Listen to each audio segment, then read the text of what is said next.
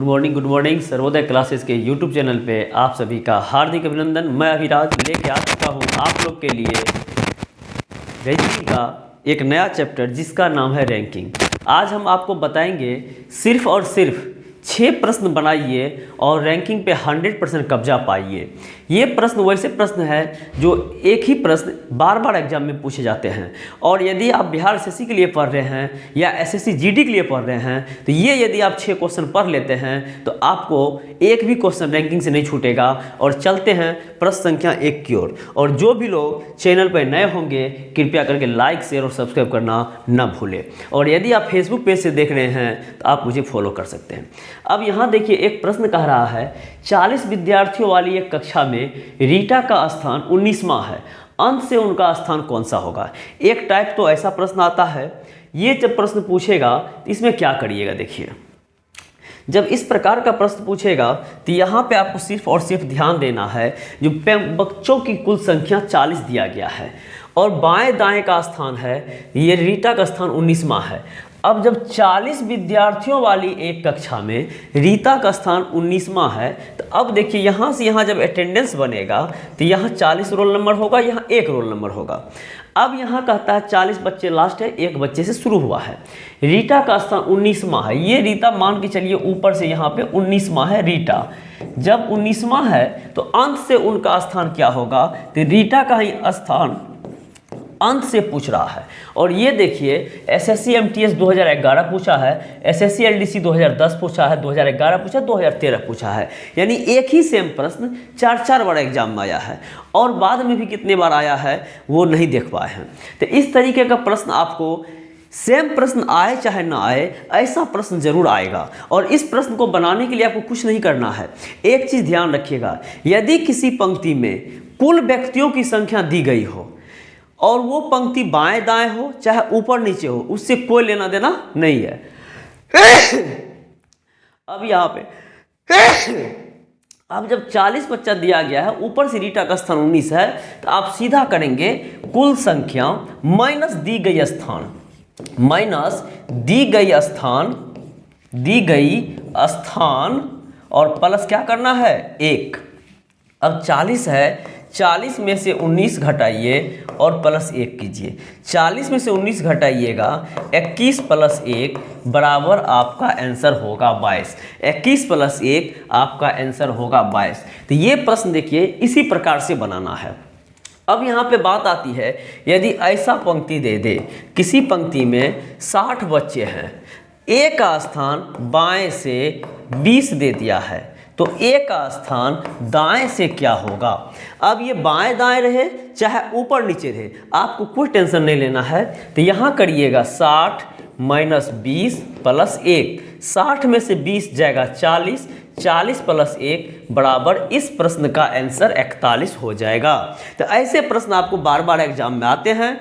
और जो बच्चे नहीं जानते हैं, जो बच्चे कमज़ोर हैं, वो बच्चे क्या करते हैं, तो वो आराम से इसको 40 का 40 खींचने लगते हैं लाइन। और जब ये 40 लाइन खींचिएगा तो आप एग्ज़ाम से बाहर हो जाएंगे, क्योंकि 15 सेकंड 20 सेकंड 30 सेकंड का बनने वाला प्रश्न आप 3 मिनट में बनाएंगे, 5 मिनट में बनाएंगे, 4 मिनट में बनाएंगे। तो आप खुद सोचिए जो आप पास करेंगे कि फेल, तो स्वाभाविक है फेल करेंगे। तो इसलिए ये नियम को ध्यान रखिएगा। और यदि रैंकिंग का कंप्लीट वीडियो देखना होगा तो अपने चैनल पर नीचे जाके देखिएगा रैंकिंग, वहाँ पे सारा 2-3 दिया गया है और उसमें एक्सप्लेनेशन 50 क्वेश्चन का करीब करवा दिए हैं।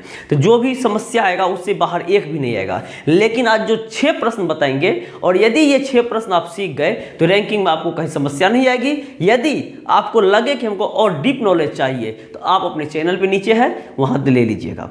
यदि ना मिले तो आप कॉमेंट कर दीजिएगा, हम आपको वहाँ पर लिंक प्रोवाइड करवा देंगे। ठीक है, अगला प्रश्न देखिए क्या कह रहा है। पुस्तकों की एक पंक्ति में गणित की पाठ्य पुस्तक बाईं ओर से 8वीं और दाईं ओर से 13वीं है। पंक्ति में कुल कितने पुस्तक हैं ये भी देखिए।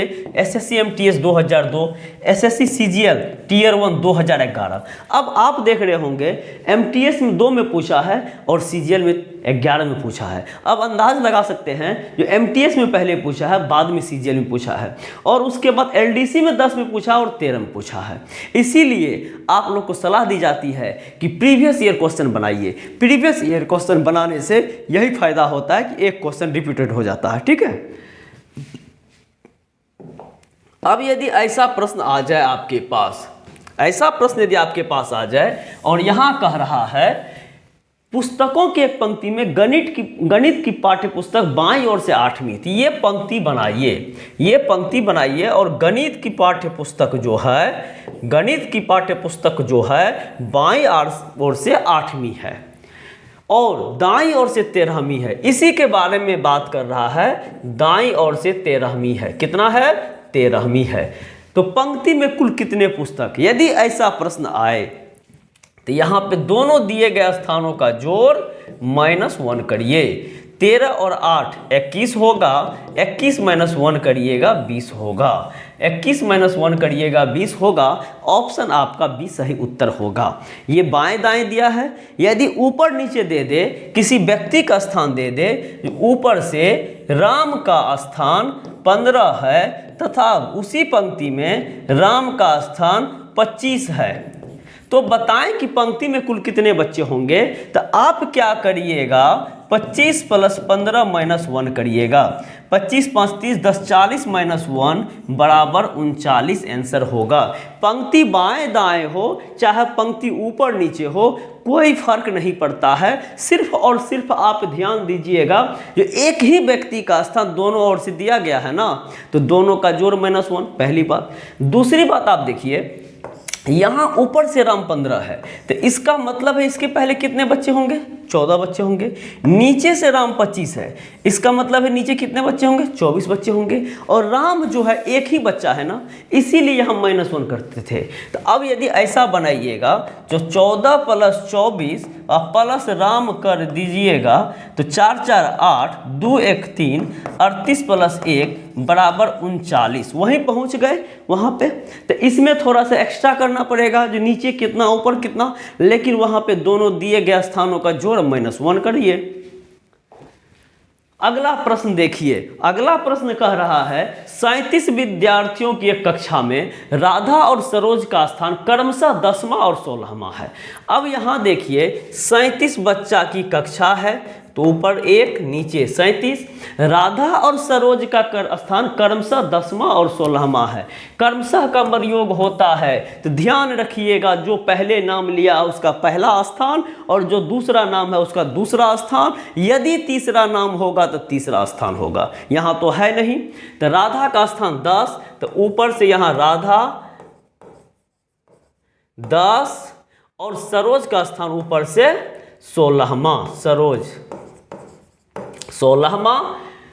अंतिम ओर से उनके स्थान क्या क्या होंगे, तो यहाँ पे पहला करेंगे 37 - 10 + 1, दूसरा करेंगे 37 - 16 + 1, 16 है, 16 + 1, 37 में से 10 गया 27, 27 + 1 बराबर 28 पहला आंसर, और 7 में से 6 गया 1, 3 में से 1 गया 2, 21 + 1 बराबर 22 दूसरा आंसर। अब यहाँ पे आपको नहीं पूछा है जो इनका स्थान बताइए, यानी नाम नहीं बोला है, तो ध्यान रखना है, पहले जिनका नाम होगा स्थान पहले उनका देंगे, बाद में जिनका नाम होगा स्थान पहले बाद में उनका देंगे।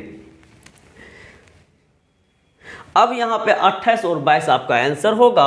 28 और 22 ऑप्शन नंबर ए में दिया गया है। कभी कभी ऐसा भी हो सकता है 22 और 28 दे दे, तो 22 और 28 हम कब देंगे, जब यहाँ पे लिखता तो बताएं कि अंतिम से सरोज और राधा का स्थान क्या होगा। तो सरोज का पहले पूछता तो हम सरोज का कितना दिए हैं, यहाँ पे सरोज का 22, तो पहले 22 देते, और राधा का 28 तो राधा का 28 देते। लेकिन यहाँ किसी का नहीं पूछा है, सिर्फ और सिर्फ कह रहा है अंतिम ओर से उनके स्थान क्या होंगे, तो किन के, राधा और सरोज के, तो वही आप आंसर देंगे। ठीक है, अगला प्रश्न देखिए। अगला प्रश्न कह रहा है पुस्तकों के पंक्ति में गणित की पाठ्य पुस्तक, ये तो हो चुका है, पहले बता दिए थे। अगला प्रश्न देखिए, बच्चों की एक पंक्ति में क्या पूछ रहा है, बच्चों की एक पंक्ति में हरीश बाएं से 11वां और मंगेश दाएं से 17वां। हरीश जो है बाएं से 11वां, हरीश यहाँ है 11 नंबर पे, और मंगेश दाएं से 17वां, मंगेश यहां से ले लीजिए 17 नंबर पे। ठीक है, कोई दिक्कत नहीं। यदि वे अपने स्थान बदल ले, स्थान जब बदलेगा तो एक दूसरे से इंटरचेंज करेगा। यदि वे अपना स्थान बदल ले तो हरीश बाएं से 13वां, हरीश बाएं से 13वां, हरीश यहाँ आ जाता है और ये बाएं से 13वां हो जाता है। तो मंगेश की दाएं से नई स्थिति निम्नलिखित में से क्या होगी? तो मंगेश यहाँ आएगा, इसका स्थान दाएं से क्या होगा? यहाँ देखिए एक चीज ध्यान रखिएगा, यदि किसी पंक्ति में दो अलग अलग व्यक्ति का स्थान दो अलग अलग तरफ से दिया गया है तथा जब दोनों व्यक्ति आपस में अपना स्थान बदल लेते हैं, तो आप देख रहे हैं कि दो अलग अलग व्यक्ति हरीश और मंगेश है, तथा जब दोनों दिए गए स्थानों में आपस में बदल लेते हैं, हम क्या देख पा रहे हैं, यहाँ मंगेश का जगह था, यहाँ हरीश आ गया है, और यहाँ हरीश का जगह था तो यहाँ मंगेश आ गया है। तो जब दोनों आपस में अपना स्थान बदल लेते हैं तो ये कंडीशन होता है, एक व्यक्ति के स्थान में जितने की कमी होगी या जितने की वृद्धि होगी, तो अब आप खुद बता सकते हैं 11 से 13 हुआ है, कमी हुआ है कि वृद्धि? क्या हुआ है? कमी की वृद्धि, तो आप कहेंगे +2 हुआ है। ऐसा स्थिति जब होगा, वृद्धि +2 हुआ, तो इसमें भी 17 + 2 करिएगा, 17 + 2 करिएगा और इसका आंसर 19 दे दीजिएगा। इसका आंसर 19 दे दीजिएगा, 19वीं हो जाएगी। डी नंबर 29वीं है तो ध्यान रखिएगा 19 हो जाएगा। ये तो हो गया। और इसमें एक प्रश्न आता है, और वो प्रश्न क्या कहता है तो बताएं कि पंक्ति में कुल कितने बच्चे हैं। पंक्ति में कुल कितने बच्चे हैं जब कुल बच्चा पूछे तो यहाँ ध्यान रखिएगा, किसी एक व्यक्ति का नया स्थान दूसरे का पुराना स्थान, ये मंगेश का ओल्ड स्थान है, ये हरीश का ओल्ड स्थान है। ओल्ड क्यों हुआ? क्योंकि ये पहले का स्थान है और ये दोनों जो है न्यू स्थान है। ये न्यू कैसे हुआ? तो ये बाद का स्थान है। तो अब यहाँ पे कुल निकालना हो तो किसी एक का नया दूसरे का पुराना -1 कर देना है। तो अब यहाँ पे देखिए, ये जो है हरीश का नीचे से नया पुराना लिए और मंगेश का ऊपर से न्यू -1 करेंगे तो 19 + 11 -1, 9 1 10 के 0, बच गया 1, 1 1 2 1 3, 30 - 1 बराबर 29 हो जाएगा। 29 क्या हो जाएगा? कुल व्यक्तियों की संख्या। इधर निकालिएगा 13 + 17 -1, 7 3 10 के 0, बच गया 1, 1 1 2 1 3 -1 करिएगा 29 हो जाएगा। यानी आप देख रहे हैं दोनों कंडीशन में 29 आ गया है। और ये जो 4 कंडीशन है, 4 पोजीशन है, इस 4 पोजीशन में से 3 पोजीशन आपको हर हाल में देगा। जैसे यहाँ ये दिया और ये दिया तो ये मांग दिया। यदि ये देता तो ये मांग देता। तो 4 में से 3 कन्फर्म रहेगा। ठीक है। अगला प्रश्न देखिए, अगला प्रश्न क्या कह रहा है? अगला प्रश्न जो है थोड़ा और मज़ेदार है। ये मज़ेदार इस अर्थ में है कि यहाँ पे आप देख रहे हैं बैंकिंग में पूछा गया है पहली बात, और ऐसा नहीं है कि बैंकिंग में ही ऐसा पूछता है, रेलवे एसएससी भी खूब ऐसा प्रश्न पूछता है। संजोग था कि मेरे पास अवेलेबल नहीं, ध्यान नहीं मिला, टाइपिंग नहीं था। अब यहाँ का था 20 छात्रों की पंक्ति में, 20 छात्रों की पंक्ति में, तो 20 यहाँ, एक यहाँ ले लीजिए, 20 यहाँ ले लीजिए। इसमें बाएं और दाएं आप कोई भी एक 20 लिख सकते हैं। हम एक बाएं में लिखे हैं, एक आप दाएं में भी लिख सकते हैं, कोई आपत्ति नहीं है। और कह रहा पंक्ति में आर दाएं ओर से 5वें स्थान पे, आर यहाँ जो है दाएं ओर से 5वें स्थान पे, और तथा टी बाएं ओर से 4थे स्थान पे, टी बाएं ओर से 4थे स्थान पे। तो आर और टी के मध्य कितने छात्र हैं, इन दोनों के बीच में कितने छात्र हैं, ये पूछ रहा है। तो यहाँ पे देखिए एक कंडीशन होता है। यदि इसका पूरा कंडीशन चाहिए, पूरा वीडियो चाहिए, तो अपने चैनल पे जहाँ पर भी आप देख रहे हैं सर्वोदय क्लासेस के यूट्यूब चैनल पे, वहीं पे नीचे जाइएगा तो रैंकिंग का क्लास मिल जाएगा। पहली बात। दूसरी बात, यदि आपको ना मिले तो आप कमेंट कर दीजिएगा, और जो भी लोग अभी तक सब्सक्राइब नहीं किए सब्सक्राइब कर लीजिएगा। चलते हैं प्रश्न की ओर। अब यहाँ कंडीशन क्या कहता है? कंडीशन कहता है यदि किसी पंक्ति में दो अलग अलग व्यक्ति का स्थान दो अलग अलग तरफ से दिया गया है, तो ये आपका लेफ्ट का पोजीशन है, ये आपका राइट का पोजीशन है, दो अलग अलग तरफ तो हो गया। यहाँ पे आर है, यहाँ पे टी है, दो अलग अलग व्यक्ति भी हो गया, तथा उन दोनों की बीच की संख्या दी गई हो तो व्यक्ति की कुल संख्या 2 तरह से निकालते हैं। पहला होता है इनका जोड़, बीच का जोड़। तो अब इनका जोड़ बीच का जोड़ करेंगे तो 20 करेंगे प्लस 4 करेंगे, बीच में नहीं कुछ है तो x करेंगे बराबर 20 होगा। अब यहाँ जोड़ेंगे तो 20 4 24 प्लस x बराबर 20, x बराबर 20 माइनस 24 बराबर -4। अब x का वैल्यू बच्चों की संख्या कभी भी माइनस में नहीं होता है। क्यों नहीं होता है? अब हम मान लीजिए पूछेंगे कक्षा में कितने बच्चे हैं, कोई नहीं रहेगा तो 0, 1 2 3 4, लेकिन कहेंगे कक्षा में -5 बच्चे हैं, कभी संभव नहीं है बाबू। तो इसलिए यहाँ पे -4 यहाँ पे कभी संभव नहीं है। इसका दूसरा कंडीशन होता है दोनों दिए गए स्थानों का जोड़, दोनों दिए गए स्थानों का जोड़। अच्छा यहाँ तो स्थान गलत हो गया, 1 5 4 है, सॉरी 1 5 4 है बाबू, वहाँ 20 कहाँ से देख लिए पता नहीं। देखिए 1 5 है प्लस 4 है प्लस बीच की संख्या बराबर 20 है, हाँ 9 प्लस x बराबर 20, x बराबर 20 माइनस 9 बराबर 11, x का वैल्यू 11 आया है। दूसरा है दोनों दिए गए स्थानों का जोड़ माइनस बीच की संख्या प्लस 2 बराबर टोटल।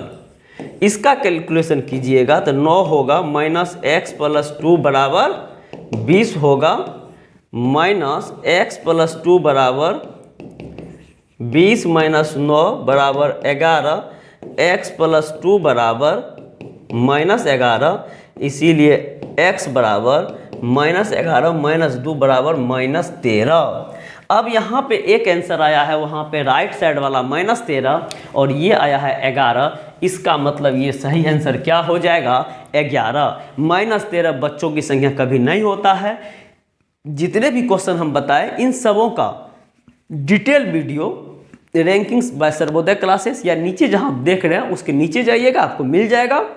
यदि नहीं मिलता है तो आप कमेंट करिएगा, और वहाँ भी नहीं मिलेगा तो हम तो है ही बता ही देंगे, ठीक है।